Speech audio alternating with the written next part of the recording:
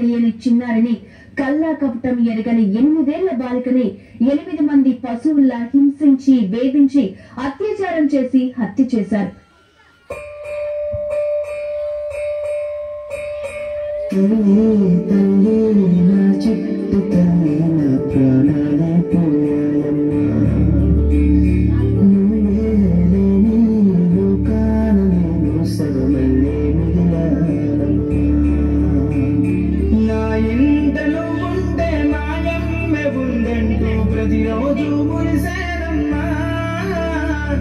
ఏ జన్మలో పాపమే నేను చేశాను, ఈ శిక్షే వేశావమ్మా. తల్లి తల్లి నా చెట్టు తల్లి, నా ప్రాణాలే పోయాయమ్మా. నీవేలే నీ లోకాలు, నేను శవమల్లే మిగిలానమ్మా.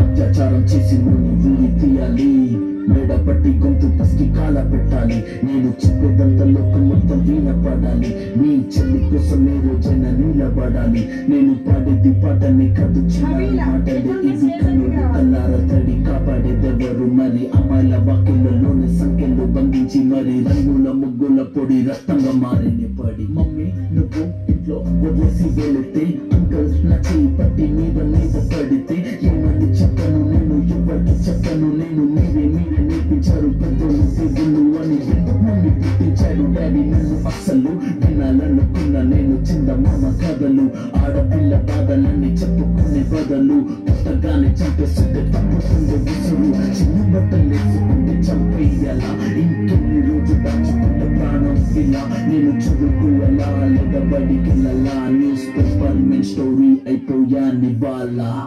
చిరునవ్వులతో కాలం గడపాల్సిన చిన్నారి మనిషిని రంగేసుకున్న క్రూర మృగాలకు బలైపోయింది. 8 ఏళ్ల చిన్నారిని హింసించి అత్యాచారం చేసి చంపిన ఘటన మానవత్వానికే మాయని మచ్చగా నిలిపోయింది.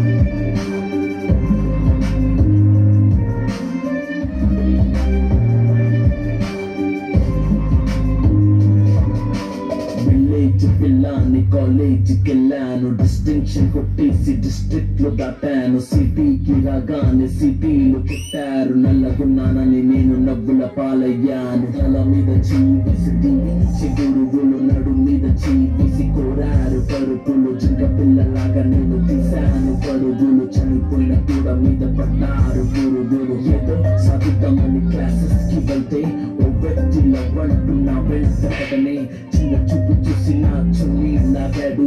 యాసిడ్ దాడుల్లో నా పేరెక్కించాడు.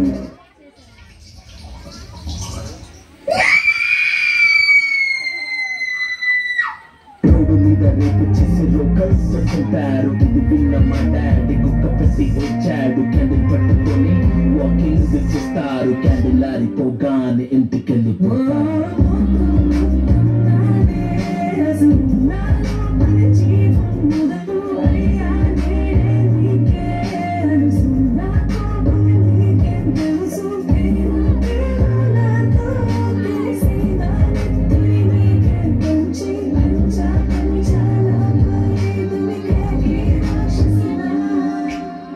పుట్టగానే ఏడ్చినప్పుడు తెలియలేదు, చచ్చే వరకు ఏడుస్తూనే ఉంటానని.